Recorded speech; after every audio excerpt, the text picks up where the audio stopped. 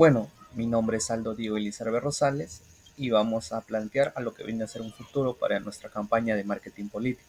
Para eso necesitamos conocer las principales características o lo que representa todo esto, ¿no? Bueno, primero hablaremos durante el siglo XX, el cual fue donde se experimentó demasiadas transformaciones durante los gobiernos autoritarios, dictaduras y reformas sociales y también primordial las Fuerzas Armadas internas. Bueno, este periodo estuvo formado de muchas reformas económicas que buscaban modernizar el país, pero a su vez también trajo reformas radicales, ya sea en el gobierno de Juan Velasco Alvarado y Alberto Fujimori. Bueno, como principales hitos de la situación política en el siglo XX tenemos lo que es el oncenio de Leguía, puesto que es un proceso de modernización donde nació lo que es el primer diario acá en Perú, pero su contra fue el derrocamiento por un control autoritario, ¿no? También tenemos el gobierno de Odría. Este régimen militar tenía medidas muy populistas y también un legado de infraestructura, pero es donde empezó a nacer más la corrupción. También tenemos el gobierno revolucionario de las Fuerzas Armadas, que era dirigida por Juan Velasco Alvarado, y que transformaron una estructura económica, digamos, a medias, ¿no? Pero generaron diferentes tensiones, puesto que ostentaban lo que era el miedo entre la ciudadanía. También tenemos lo que es el conflicto interno, ya nace el Sendero Luminoso, el otro grupo conocido como RMTA, que desataron mucha violencia y pánico contratando llevar diferentes filosofías que ellos manejaban frente al gobierno, ¿no? Que se oponían totalmente.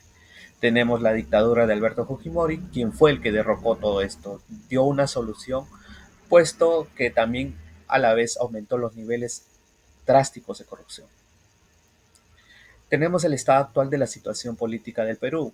En la actualidad el Perú se encuentra inmerso, ya sabemos, en una crisis muy política desde el año 2016, puesto que esto frecuenta más en lo que es figuras partidarias y anteriormente mencionada entre la guerra del poder ejecutivo y legislativo.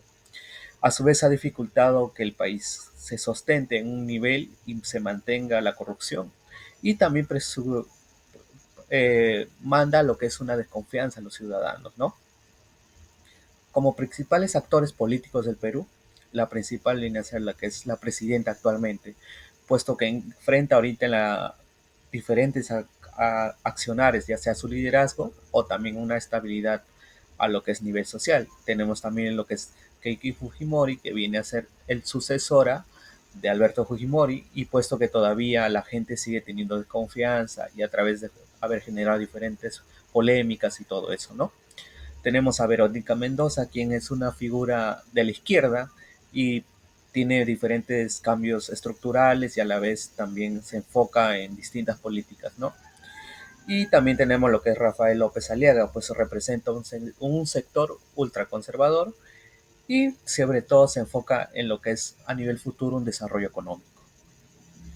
En la situación de los partidos políticos del Perú, se representan los tres principales en el Poder Ejecutivo, ha marcado una crisis constante ya sea en la legitimidad o también tensiones, puesto que todavía no saben en lo que están enfocados. También tenemos lo que es Poder Legislativo. Es visto como un órgano que está en contra y a la vez se encuentra fragmentado, puesto que dificulta que haya peleas y no se aprueben diversas leyes que se dan en el diverso del tiempo, ¿no? Y por último, el Poder Judicial. Aunque se sigue habiendo mucha corrupción, se demoran los procesos legales, pueden tomar de 1, 4, 5 años y sobre todo no tienen esa transparencia que deberían mostrar o sobre todo a la hora de facultar cuando hay corrupción dentro de los poderes. También tenemos, ¿y cómo impacta la política en la economía peruana en la actualidad? Puesto, debido a que ahorita tenemos una inestabilidad política, generamos lo que es incertidumbre, ya sea a nivel monetario en los mercados, disminuye la inversión extranjera, retrasa proyectos, y a la vez lo que es también minería e infraestructura. Un claro ejemplo es el tren de Lima, que debió haber estado ya hace años y se sigue construyendo ya por más de 8 años y no hay cuándo finalice, ¿no? Tenemos, ¿el Perú ya superó la crisis política? No, puesto que sigue atrapada en una crisis política. Mientras que no se llegue a solucionar eso, el Perú seguirá fomentando una inestabilidad débil y sobre todo una amplia desconexión entre sus autoridades y a su vez una polarización política, ¿no? Que obstaculiza lo que es el proceso o el crecimiento del Perú.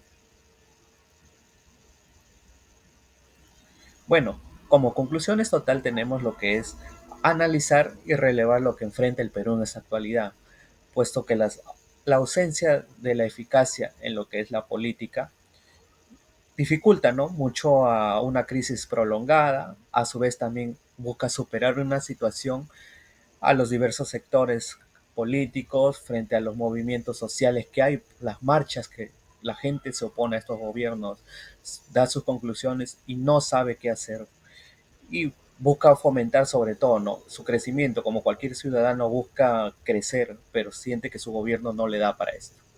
Bueno, eso sería todo. Gracias.